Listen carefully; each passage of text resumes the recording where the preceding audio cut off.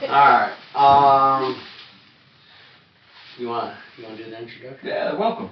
Welcome. Again, I don't always know who to talk to. We have Captain Harry with us over on the side. Good morning. And Scott here. Right, Scott's here. Scott normally does the intro. And once again, this is the bow to stern. This is bow to stern's captain's table. Bow to stern presents the Presents. Press the captain. Yeah. We'll get better at that as we go. I Yeah. promise. Yeah. Can't get much worse. Which way did he go? He went that way. Alright, so, Captain Harry, tell us about yourself. Oh gosh, how long have you got? I can edit, well I can't, but she can edit, so you just go where you want to go. Alright, well I think I saw something in one of your introductions that you talked about the stink pots versus the blowboats and things like that. I have to confess that I started off as a powerboater. Not really for any particular reason other than that we did a lot of water skiing and we were in a water ski team, and in my foolishness I dabbled with hydroplanes.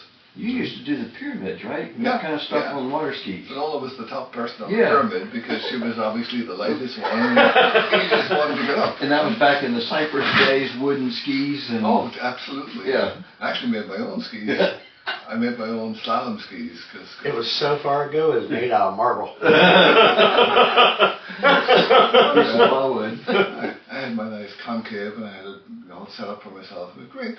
And then, and we're talking history here now, in about 1974 there was an oil crisis. And suddenly you couldn't buy gas for recreational powerboats. It was just not available when people were queued up around the block trying to get gas for cars.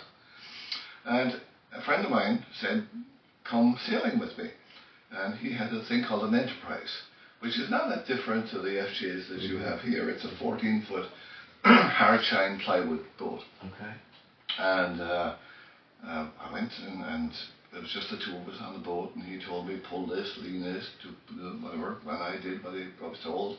And he told me we were racing, and I thought, well, that's interesting. Let me know when it starts, you know. and we went back and forth and lean out harder, pull this, do this, whatever. And he said, right, we're done, we won. I said, didn't know it started. What did you win? Well, and that was just a Wednesday night race. It was no big deal, you know. But it was one design, so it was a bunch of enterprises. And if anybody is in Europe and they see ones with blue sails with an E on it, it's an enterprise. But it struck me as I was driving home that the whole afternoon hadn't cost anything. You know, I mean, when you go water skiing, even back then, you know, it was real expensive. Yeah, right. And here it was, it had an afternoon on the water, an evening on the water, and apparently it didn't cost anything. So I thought, well, this is good. And then we went travelling, because we did a lot of travelling. And we ended up in North Africa, in Tunisia.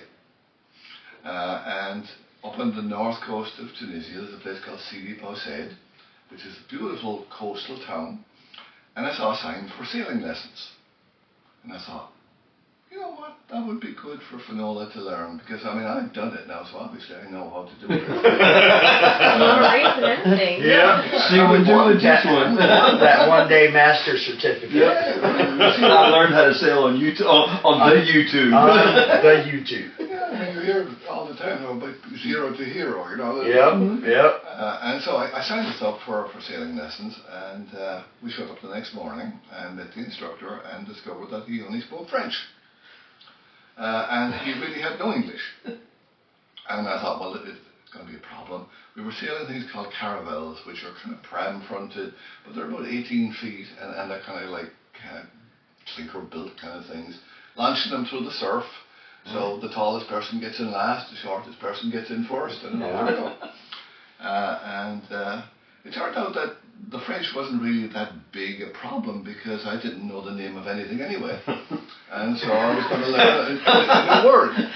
And so you know, Le Grand Voile was pretty obviously the mainsail. And when he said "Paris Vieux," you know you were going to attack, and so it kind of fell into place. The only thing that created sniggering was the French word for a Genoa is "le fuck." and that would come back to haunt me much later. But we had a great time, and as soon as we got back to Ireland, I bought an Enterprise, and we started sailing. So that's how we got into it. Okay. And then, as everybody does, you kind of wander up through the sizes, and we got up to a kind of quarter tonner, and we were racing the quarter tonner, and we actually learned how to sail along the way, and got a little bit better at it. And then we started to charter in different places, because back then chartering was a simpler process. You basically showed up with a resume, and they weren't looking for a license like they are now in Europe. I mean, now you have to have your ASA 104 or the equivalent before you can get a certificate of equivalency with charter in Europe. But back then you just kind of showed up. And so the first one we did was taking a catamaran, an 8-meter catamaran, little catamaran, from Sardinia to Corsica. Okay. We had another couple with us. We had our 3-year-old, their 4-year-old, and 4 adults, 2 of which had never been on a sailboat before. All on 8 meters. All on a 24-foot boat. All on a 28-foot catamaran, a thing called a Cadillac.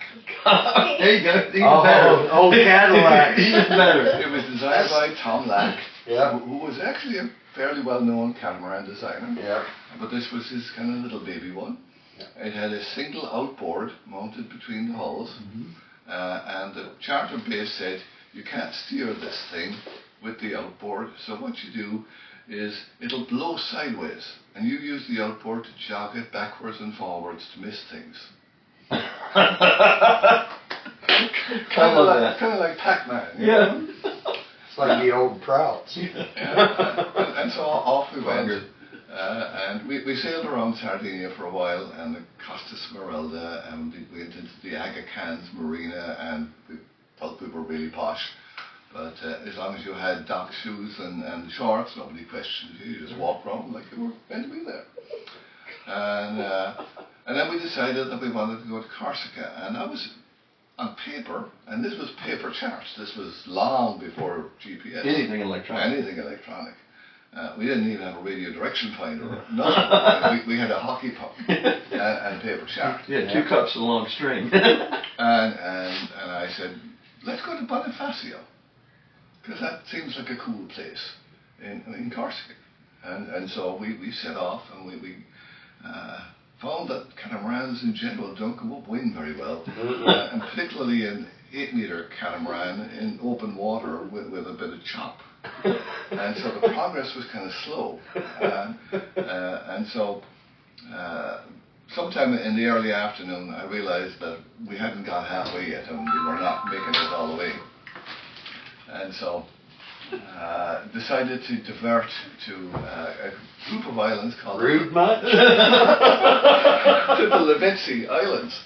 And they turned out to be just big rocks, but there was a lagoon with an anchorage. Right. And so, amazingly, with our hockey puck and our paper chart, we actually found where we were supposed to go, got in there and anchored for the night, and that's a whole other story.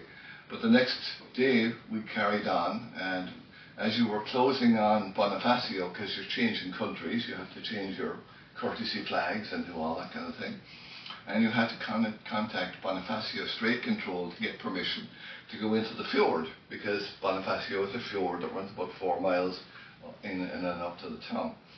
And so I was all excited about changing flags, and I had a Corsican flag and a French flag, and I had my Italian flag was coming down. So I called Bonifacio Strait Control and said, you know, this is the catamaran Think Again, we're inbound for Bonifacio. And the guy comes back on the radio and he says, let me actually take. And I thought, no shit, Sherlock, I'm out here. I know it's actually we're doing our best to get out of here. And then he comes back to me on the radio again and he's, Misco, he says, you have the Corsican flag above the French flag. And I thought, oh dear, have I created some kind of international incident now? and I'm trying to think of some kind of apology that I can put together. And he comes back to and he said, "Welcome to Corsica." And so there we were. And that was the beginning of our cruise. Yeah. Nice. Well, Nice. we got to back up just a little bit. We're from the South, obviously. Absolutely. Okay? North Carolina, Southern, the whole bit. You're obviously not. Because one, you don't talk like we do. Yeah, you don't sound like me. Yeah. So I'm the only one here without an accent. plus you've been all over the place. So back up, tell us a little bit about where you're from. Well, originally from Ireland. We're from a place in Ireland called Cork, which is in the middle of the south coast, and would claim to be the sailing capital of Ireland, much like Oriental does here. Sailing capital of North Carolina. There you go. It's also home to the oldest yacht club in the world. The Royal Cork Yacht Club was founded in 1720. So when Blackbeard was pillaging the coast here, they were doing Wednesday night races in Cork for 20 years before that. Big kid races only. And indeed, the sailing instructions for some of those races are still available in the club, and it will tell you how many hogsheads of ale you're allowed to carry on various races, and what the crew requirements were, and all that kind of thing.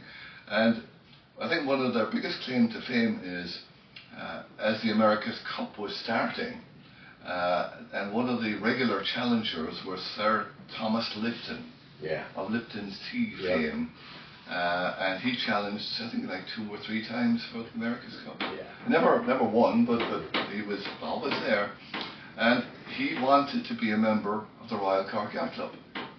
And he was buddies with King Edward, and King Edward sailed with him on the boat and all that kind of thing. But because he was a grocer, he was in trade. And the Royal Cork would not accept members who were in trade. And despite the fact that he sent all kinds of trophies to the club in order to curry favour, he was never actually admitted as a member. Wow. And so there's a lot of history there. And so that was our home club. And one of the things that was really great about it was that it had reciprocity with practically every yacht club in the world. Wow. And so no matter where we ended up, we could walk into a yacht club, flash the RCYC membership, and you were good. Wow. And probably lots of stories too then. Oh yeah. Yeah. So that's where I'm from, and that's where we started sailing, and we sailed there until we moved across to the US in '94. So now you've gone from that basic to instructor and instructor evaluator. Mm-hmm. So what is the difference between, and we're talking about ASA instructors. Correct. So what's the difference between an instructor and an instructor evaluator? What's all that about? Well, in order to become an instructor, you have to achieve a certain level of proficiency, not just in the sailing, but in the ability to transfer the knowledge that you have to somebody else. Okay. And you can be a really, really good sailor, but you could be a horrible teacher. And you don't even have to speak English. And you don't even have to speak English. Teach them how to do it in French. And so the ASA has a certification process that they evaluate would-be instructors, and they need people to do that. We had an instructor evaluator here in this geography for many years, and he was retiring, and it struck me that it might be something that I'd like to try and do. And so I kind of threw my hat in the ring, so to speak, and then COVID arrived. Yes. And everything shut down. And it was 2021 when the first evaluations were going to be done again. And there was a backlog, obviously, because there hadn't been any new instructors for 18 months or maybe 2 years. And a lot of people wanted to become instructors, and there weren't enough instructor evaluators. And so I got a call from the folks in California to ask if I could go to St. Petersburg in January of 2021 and be evaluated as an instructor evaluator while I was evaluating instructors, which sounds very complicated, and actually was. And so we had 21 people who wanted to become instructors. And they varied in what level they wanted to be certified for, from your basic kind of 101 all the way up to the 114 for the catamarans. And so one of the very senior people in the American Sailing Association was down there to coordinate it, Ken Brown, who I think you've talked to on the telephone. And what he said was that he would keep the paperwork straight and I would do all the on-the-water evaluations. And he would take feedback from the people I was evaluating as to how I was doing as an evaluator. And it all seemed like very circular, but it was kind of, I guess, the only way to do it. And so I broke the group up into 10 and 11, and we did monohulls 1 day, 2 days, 3 days, and then we did catamarans for another 3 days, and then of course everybody was doing the written tests, and I think I did 7 written tests myself over the space of a 10-day period, and luckily got through it, and they said, okay, now you're an instructor evaluator. And okay. And you've done 2 or 3. Done 2 or 3. In clinics here, instructor clinics here. Yeah. To certify some of our instructors as well as people that come here for that to go teach other places. Yeah, that's exactly right. And Harry also teaches for us too. So not only does he evaluate instructors here and other places, but you can come here and he can teach you how to do that in English. In English, yeah. Or other. Or possibly in a couple, 2 other languages, but we'll stick with English. And if you want Gaelic, we can do that.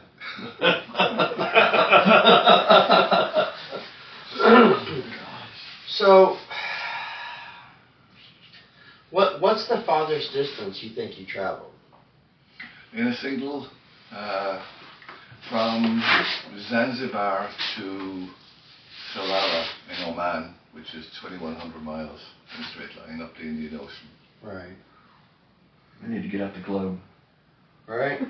It's from a long ways over there to a long ways over there, and a lot of distance in between. Yeah. How long did it take you? It took 17 days and 17 nights on a 53-foot catamaran.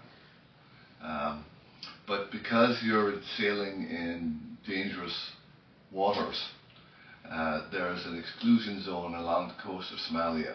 And you dangerous because of? Pirates. Right. And so you couldn't... Not Blackbeard. Not Blackbeard. not modern pirates. And there's an exclusion zone 150 miles off the coast of Somalia. So you have to stay a minimum of 150 miles offshore, or you can't get insurance.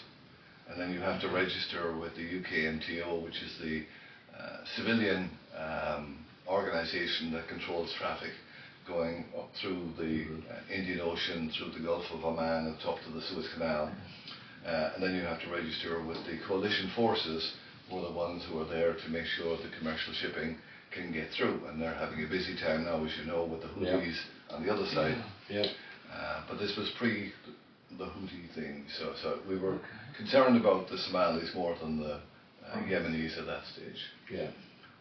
And so we set a course that was going to keep us about 300 miles offshore as we were going up, because we had picked up information that some of the pirates were now using motherships that were staying at the 150-mile line. Wow. And they'd have their pangas on behind them to chase you down. And so we thought, well, okay, we're going to keep as far away from them as we can. I was going to ask, it's like, what is that 150-mile line? Is it simply because the smaller boats don't want to go any further than that? Can't carry fuel. There you go. Okay. If they're coming out, they can't come out 150 miles in pangas. Right, and still go back home. Yeah, so they got to have the mothership, but they got more sophisticated. Yes. You learn about what you need. Yeah. Just add more. Wow. Now, I got to ask about this stuff. Obviously it's a safety issue and safety concern.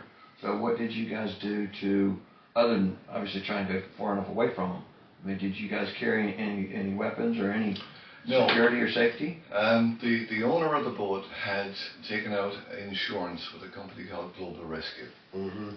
And Global Rescue are basically ex-military people who come and get you if you're kidnapped. Yeah. Oh wow, okay. So if you're an oil company executive and you're going to Venezuela, or they're the people who will come and get you. There's actually a really good movie that's based on their operation called Proof of Life. Yes. Russell Crowe Okay. plays the part in it. And so we had a guy come and give us an explanation as to how this would work.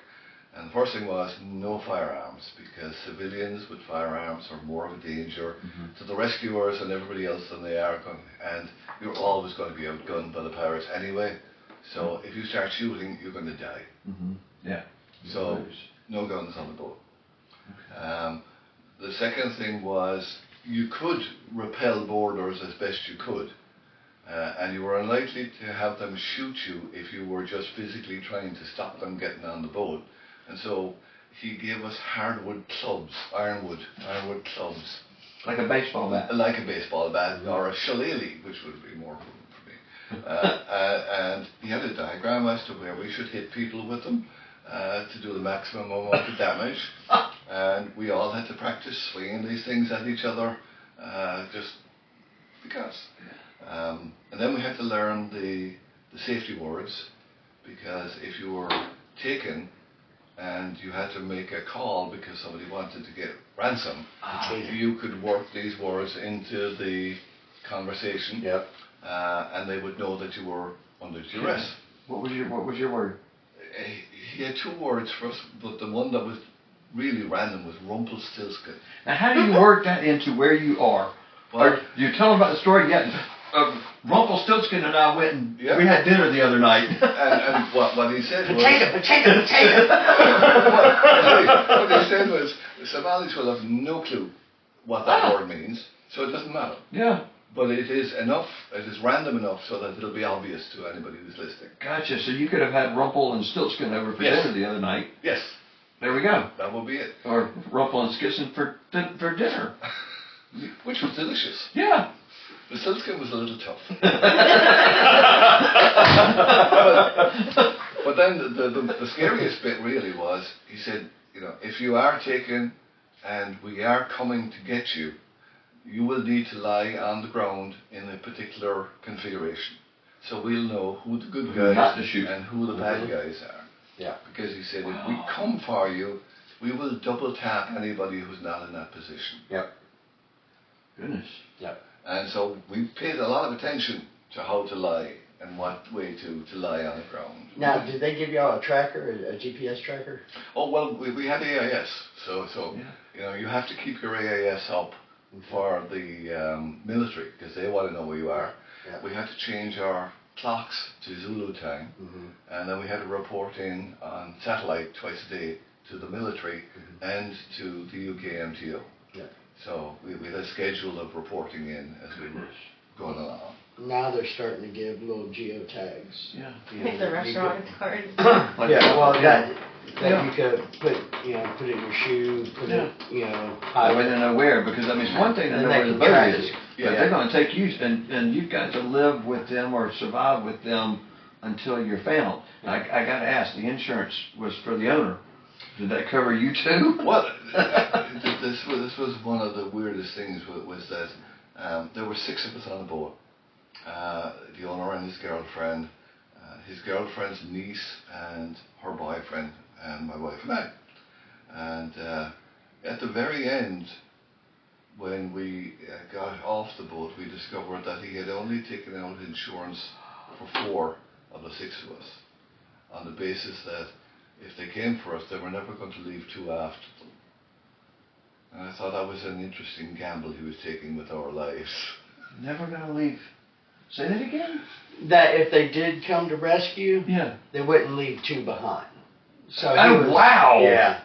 Yeah. I think I would have had a few choice words. Okay. I'm one of the 4.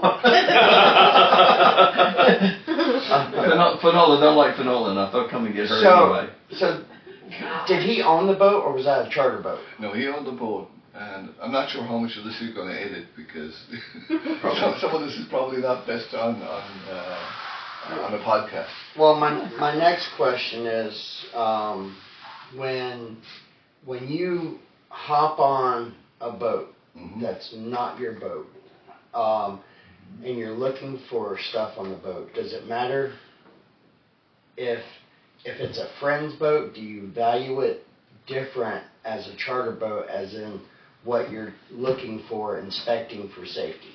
It kind of depends on how well you know your friends. You know, if you're jumping on a boat that you've sailed on a lot with somebody, then you're not going to start going over the thing in great detail because you've been on the boat before and you know the person. But if you're going to jump on a charter boat, absolutely. Or anytime somebody comes here to take a class, that's one of the first things that I have them do is, you don't know anything about this boat. What are your options if things go wrong? What are you going to do if your engine stops? Yep.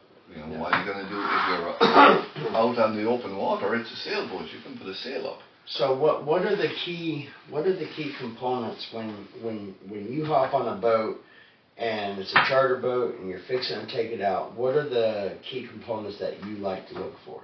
Well, for me, the first thing I do is start at the pointy end and have a look at the anchor.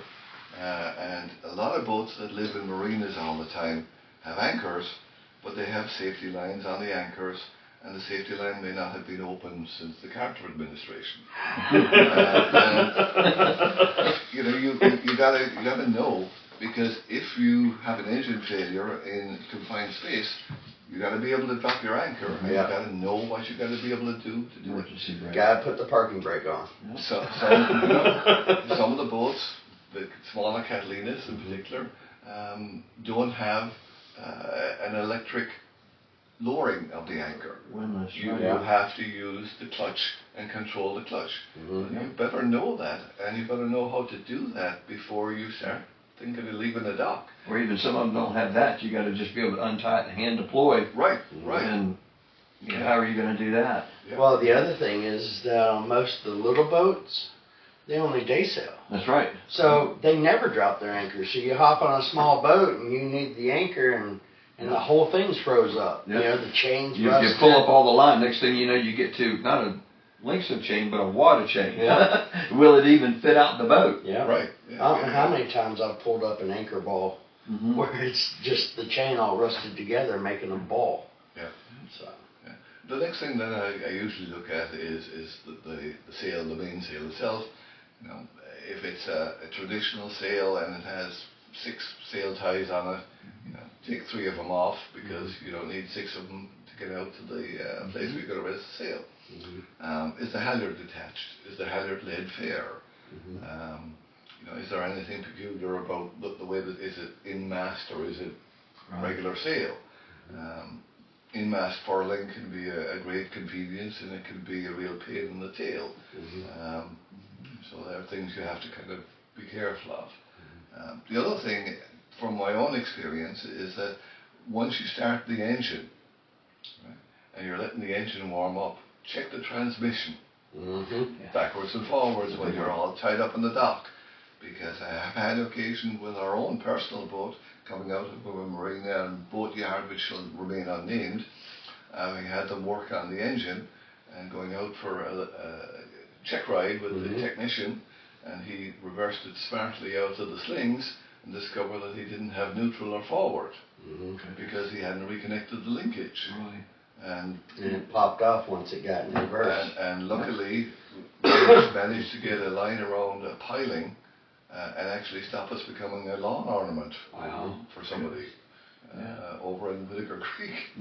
When I had our school in Florida, we do teach the same thing. You get in, you start the engine forward, neutral, reverse, neutral, make sure it all works. We did that, back out, and we backed away from the slip and put it in neutral, and we're turning and went to go put it back in forward, and there was no forward. So it's sometimes when it breaks at some point. But at least you know you got it when you leave the dock. Yeah. And there's key things that you listen for, especially if it's not your boat. Mm-hmm. You know, when you're shifting that thing in forward, you know, you're listening to the transmission, right? You know, and you're feeling for vibration. And, you know, when you put it in reverse, you want to see which way the boat goes. Right. You know, is it going to port? Is it going to starboard? You know, what's that thing doing? And is it peeing? That's a big one. Yeah. Oh yeah. Is she peeing out the back or side or wherever?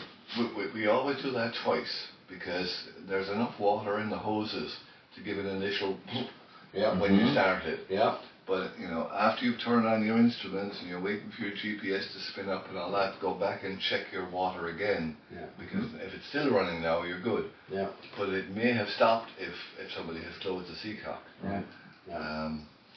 And it's just one of those things that you have to keep an eye on. The other thing is when you start it, you know, do you see any particular colour exhaust coming out the back? Yep. Does it squirt any unburned fuel out the back? Do you have a rainbow behind you? Yep. If you're going down to the Virgin Islands or somewhere else and you're chartering from a big company, the more modern boats might have sail drives, they might have shaft drives. Mm-hmm. They're going to behave differently. Yep. You know, has it got twin rudders? Has it got a single rudder? What kind of shape is the underbody? Mm-hmm. If you charter an island packet, reversing it can be an adventure. Mm-hmm. So does it have a bow thruster? Does the bow thruster work? Yep. Check it while you're in the slip because you want to know. Yep. Yep. So they're the kind of things. The other things that I like to check is make sure that the radio is working and on channel 16. Pet peeve is that people have the fancy DSC radios but don't register them and don't connect them to the GPS if they need to be connected to an external GPS. Because who's going to remember the sequence of things if you actually had to make a mayday call? Yeah. Yeah. That's right. Yeah. You're standing shin deep in water, Yeah. everybody is screaming. Yeah. Are you going to remember it all? Wouldn't it be easier just to flip it up and push and hold that little red button? Yeah. Yep. Yeah. And it doesn't cost No. to do it. No. It's just gosh, I ain't got Extra the wires to time. fix. Yeah. You know, and that's where I kick my own ass, my own butt. Just because, you know. But it's the same way when we teach, right?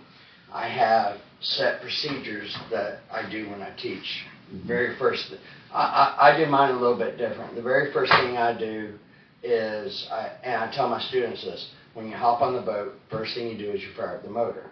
Right? Make sure she pees, make sure everything's good on the motor, because if the motor ain't working, you ain't getting out the slip. So everything else is useless, right? Do everything you can. So I check the motor, I check the motor mounts, I look at the packing, find out, you know, is it a dripless, is it a packing nut, what's going on there. I fire up the motor. Once it's fired up, then I do the bilge. I look in the bilge, I'm looking for water coming in, I'm looking at the keel bolts, if it has keel bolts. And then because I started in the back, where most engines are, I go through the bilge, up to the V berth, and I walk back, checking everything, looking at through holes, yada, yada, yada. And then I come outside, and then I do my top deck. And like I said, I do it that way just because if the motor don't start, the game's not on, you know. But when I am on my own and I'm not with my students, I am so lazy. Well, it's a different ballgame, man. It has to do with what you're doing, and where you're going plays a huge factor. Yep. And who you're going with. I mean, Yep. if you're going day sailing, then that's a real quick one. You're not quite as concerned. Are you going to stay in the Neuse River? Yeah. Do you have somebody you can call all the time? If you're chartering with us, you know, it's almost just as quick if you pick up the phone and call, because we'll get there faster than the coasties or towboat for that matter. Yeah. So we can be there and lend more support than that. So it really depends on where you're going and what you're doing. And I think a lot of that too, I mean, we've been talking about deliveries and long distance and short distance and short deliveries. for instance, we did that delivery the other day. Yes. And the boat had been out of the water for a long time. And almost 3 years. Yeah, so we put it back in, and we were expecting the stuffing box to drip. Yeah. Well, it wasn't dripping, it was pouring. Yeah. Not huge amount, but it was about a stream, about the same as your pinky. Oh, that's yeah. all. Yeah, so that was a lot coming in, and we needed to go from down Adams Creek to up here, so it's about a 4-hour run. Mm-hmm. And we were thinking, okay, if we leave it here, now we got to put it back out, which is going to cost money, and then we got to do time. Plus we're an hour and a half away, travel time back and forth, and all of that. And it's like, well, okay, what are our options, and how can we make this work? And that's when you start thinking outside the box. And we had 2 bilge pumps, one of them worked, but we knew ahead of time because we ran through and did all these scenarios. So we brought a generator and a 110 pump, so that we were fully self-sufficient with another big pump. So it's like, great, we're ready to go. But we set all that up before we left. And I also had self-sealing rubber tape to where I could have wrapped the shaft in the packing nut, and it would have sealed on itself. So we had. Plus we had a towboat. So if you had to seal that up, we had a boat that could tow that, sister ship the whole way. He was in the 23-foot Scout. Okay. So he was riding beside us, and most of the time, and sometimes a little close. I got distracted. There was the Marines. They had 3 boats, right? Yes. So we're coming across, and I look over, and Scott looks over, and I point to him. He's like, and so I was like, I wanted to go see him. Yeah. So man, I took off and boogied. So I left there and made a beeline for where we would meet. I'm going over there. I'm thinking, this may not be a smart idea. Here they are doing ops, and I'm running right up on them, but they're not going to be real happy with that. Yeah. Well, so I figured, let me turn the radio on. So I reached down, which I should have had on to begin with, but anyway, I turned the VHF on, and all of a sudden I hear this noise, and I'm thinking, oh my gosh, the engine's making this buzzing now. So I slow it down, and it's still buzzing. I turn the engine off, it's still buzzing. It's like, man, it's the radio. So fix that, start the engine back up, and take off again. And I was like, well, no, I can't catch them. I thought, well, maybe that's a good idea. So I came on back, but that was fun to watch those guys. They were boogieing. So it was the Marines assault craft. And they had 4 of them going, didn't they? 4 all running in a line. I'm on a 41-foot Lord Nelson. That's the boat we're delivering. And I got 2 guys on the boat with me, and one of the guys goes, "Where's he going?" I said, "Well, he's on an angle. He's going to try and cut those boats off, but he ain't going to make it there." And I said, "And if he gets really, really close, he's not going to like the result." And so we're watching him, and I'm like, "Yeah, just a little bit more. He's going to get an unhappy conversation." And he turned around and started coming back. I was like, that's it. You could see the big guns on the front. The 50 The cows. mounts, and it's like, maybe not. Their engines sounded like turbines. Yeah. When they throttled up, it wasn't like a regular engine. Yeah. Nice. Yeah, and then when they shut that compartment and they run silent, it's amazing. And they're, in my opinion, they're not anywhere near as good as what the Navy's assault craft are. But they're getting there. The Marines are getting there. I give them an A for effort. Just for water. Marines do everything. Well, that's a good statement that you put out. They have this silent outboards now, don't they? Yes. Yeah. We were down in Staniel Key a couple of years ago at New Year, and Steven Spielberg had his big yacht anchored off. Yeah. And the tender that he uses is called Black Betty. Yes. And it's a full military spec. And it's the nearest thing to silent you ever heard, with huge outboards on the back of it. Yeah. And it just kind of cool kind of thing. Wow, yeah. So when the 3 of us, we all first got started sailing, there was no such thing as technology on the sailboat. Mostly square sails. We had a watch. Yeah, me and Plato, we used to sail around and talk about the fate of the world. Yeah. But no, what in all the years and all the modern evolutions that we have on the boat, what do you think has been the greatest invention, electronic-wise? AIS. AIS? What do you think?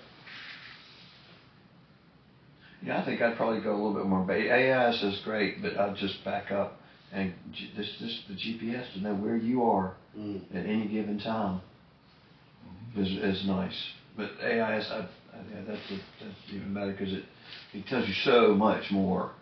It does that, but also tells you who else is there, and who they are, and where they are, and where they're going, and what they're doing. The closest point of approach. Yeah. That's the thing that really, really matters.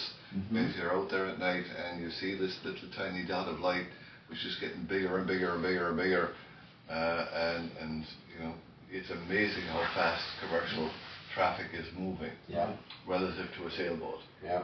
And it gets big fast. Yeah. Now, what would you say the percentage of boats that are out there actually have AIS now? It's growing, I'm sure.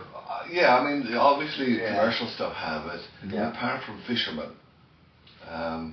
And then the Navy have it, but they turn it on and off. The Coast Guards turn it on and off. So the automatic identification system allows you to know the names of all the boats that are around you, and where they were bound, and where they came from, and how fast they're going, and what their course is. How big they are. And most important, how close they're going to pass you. Yes. The closest point of approach. Now, how many people have it on? I don't know if that was on the last tape or not, but I'll ask the question again. Who has it? But I think a very high percentage of people have it now because it's relatively cheap compared to anything in boats. I mean, both things are always expensive. Right. But you know, given the price of radar and you know, digital color, high def radar and all that kind of stuff, the AIS is relatively cheaper. Right. And for most people, probably more useful. Yeah. Well, most people, I mean, obviously if you're using radar, you're using it for weather as well, but a good portion of what you're using radar for is to show me other boats. Yeah. You know, marks, you know they're there. Navigational stuff, you know there's because of charts, but you don't know what boats are there. Right. And that's actually, it is a nice, less expensive way to cross over. And the other thing it does is it tells you the name of the things you're looking at, so that if you call them on a radio, you can call them by name, and then your chances of getting an answer are much better. Yeah, instead of boat coming this way, you think. Yeah. Well, it shows the direct. The great thing is it shows the direction that the boat's traveling. So I was up in the Chesapeake Bay, and I was traveling north, and there was this tugboat pushing a barge, and he had his whole boat lit up all the way around with blue lights, and the crew was walking around. But the problem is that the blue lights were so bright you couldn't see his navigation lights. You couldn't tell what he was or which way he was going. And you couldn't see the light on the front of the barge, right? And so I'm looking, and he didn't have AIS turned on. And I finally glimpsed that we're going to pass like this, and all of a sudden he crosses, and he turns, and now he's coming this way, but I couldn't tell. You know, I couldn't tell because you couldn't see anything. It's just a blue ball, and he's pushing a 200-foot barge in front of him. For that matter, you don't know if he's coming that way and crossing in front of you. He could be a tug where the hawser pulling something, and you don't know how far back or where it is. You have no idea. You know, another boat. Oh, there's another boat following. Well, no, there's a cable connecting too. Right? If you can't see the yellow lights, you're in trouble. And so by the time I realized that he had turned course, I had to do a donut to stop from hitting the barge. And AIS would have solved that problem. Would have solved that problem because I would have known that he would have changed course. Right. Because, like I said, you couldn't make nothing out. Well, to ask again with the AIS, who has it? You talked earlier about the pirates. Well, you know, one of the things that we had to do was when we got as far as Oman, our initial objective was to go through the Suez Canal. But there was a part on the boat that needed to be replaced, and we had been told by the owner that we would go to a boatyard in Oman and have that part shipped there and do the repair. And it turned out that he was being economical with the truth, and there was no part coming. And so we didn't feel it was safe to continue from there. But it's a tough neighbourhood, and there's not that many places that you can go where you have the possibility of you know, either getting off the boat or getting the parts that you need. Especially in a real nice boat. And it's really nice. That's even worse. And so the only objective, or the only real place we could go was Djibouti. You did what? Djibouti. Djibouti. Don't talk like that. This is Get on it. Get on it. Not an awful lot of people go to Djibouti. But there is an American presence there. They do have ships that go in and out. And its primary function really is to import pulverized coal for all of the kind of east coast of Africa. And it's tucked in between Somalia, Eritrea, Ethiopia and Sudan. So property is relatively cheap there, as is life. And so we had to go to Djibouti because it was our only alternative. And that was another 750 miles across the Gulf of Aden, and it meant travelling in a traffic separation zone. And we talked to the military and the MTO again, and they said, don't do it. And we said, we don't have an alternative. And they said, okay. And this was the military people. They said, the best that you can do is to cross the southbound traffic lane, obviously at right angles, if you have to, and then in that neutral ground, travel south between the two, so that any bad guys, see me up, Scotty. Any bad guys have to cross the Romulan New Captain Adam for Klingons as well. And so why shouldn't you travel in the neutral zone?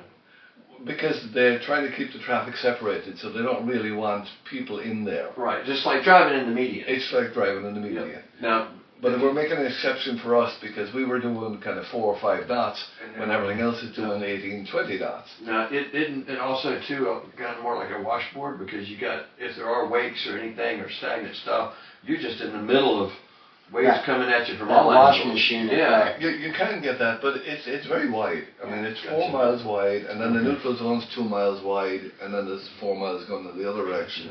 And so you didn't have that much of that, but what you did have was a constant stream of commercial traffic, because it's the second biggest commercial traffic area after the Straits of Singapore in the world. And because of the hazards that they have, all of the shipping that goes through there now has razor wire all the way around the ship. Around the top deck. Wow. And they travel in twos for mutual support. And they're starting to put gun crews on. And they carry bats. You can beat people up with. like they taught you. There's a whole industry now where security people will fly down, get on the ships before they come through that area, get off, and they get to Egypt and fly back for the next ship. And so when you pull it up on AIS, all of the ships will say armed security on board. And then about every 4th or 5th one you'll see lethal force authorized. And so those guys will just shoot first. And you know that. And so we were, you know, in this kind of neighborhood where you had to be careful. And all you had was your basic navigation lights and your AIS. They wanted you to have that on. And so we were, you know, creeping along, doing the best we could.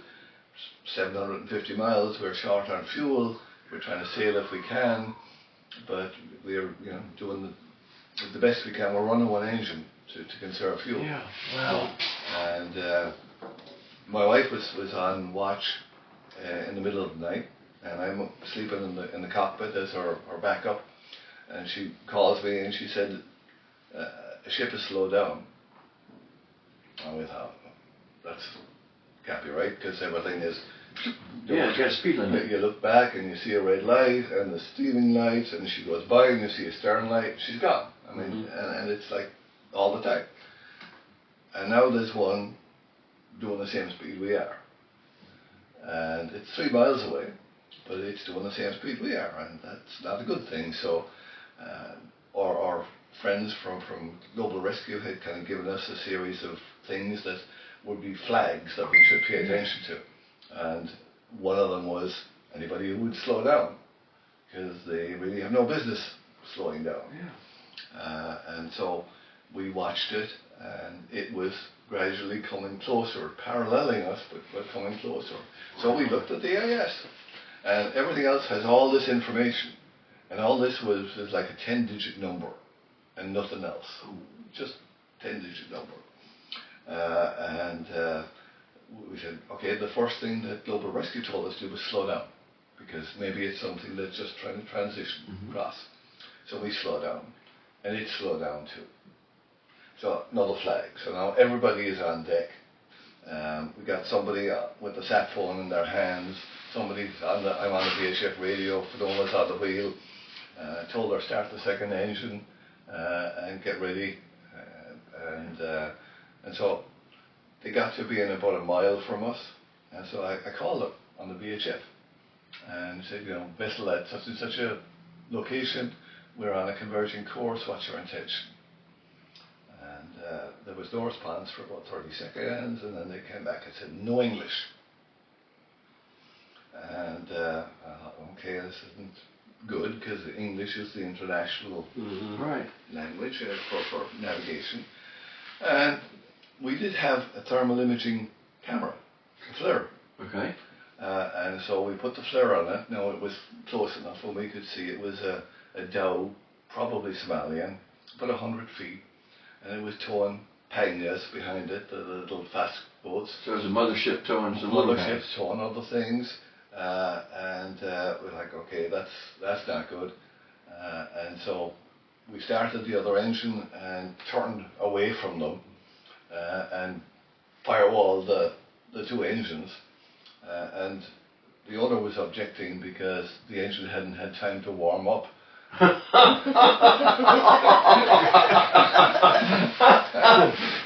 We were not receptive to that point of view. Right. It's like you're trying to speak English. And as we were doing that, Finola called to me and she said, I got a red and a green light. And that meant that they turned right towards us. Right at you. They were coming right at us. And so at that stage I had no compunction about firewalling the engines. And so I made another radio call and said, this is the catamaran da-da-da-da in such a location. We were being harassed by an unidentified vessel. And they turned away when the call went out. So they knew that you now had support coming. Yeah. They knew that all this other traffic was picking up the same. Right. This is all on 16. So. That's right. So what you say to them, everybody else in the vicinity had. Yeah. And then interestingly, the next morning, when all the adrenaline had drained out of the system and we were going on again, there was a prop aircraft flew over us, and it was Japanese. And he called us on 16 on the VHF, and he said, are you okay this morning? Do you have any issues? Do you require any assistance? And we were like, again, Finola was the one talking on the radio to me, and she said, no, we're fine now. And he said, well, if you have any difficulties, contact your nearest warship. Yeah. And off we went. That's nice. It's good to know that there's other people out there watching, and listening. They know it's such a rough area. Yeah. Well, we should probably wrap this one up. I know I want to come back and talk to Harry some more. Yes, absolutely. We'll have Harry back to talk about just stories. Yeah. And We got stories. We'll get into talking about weather. We'll get in a little bit more talking about navigation equipment. And, Teaching, yeah. lessons, Yeah. a little bit. The Jamaica Yeah.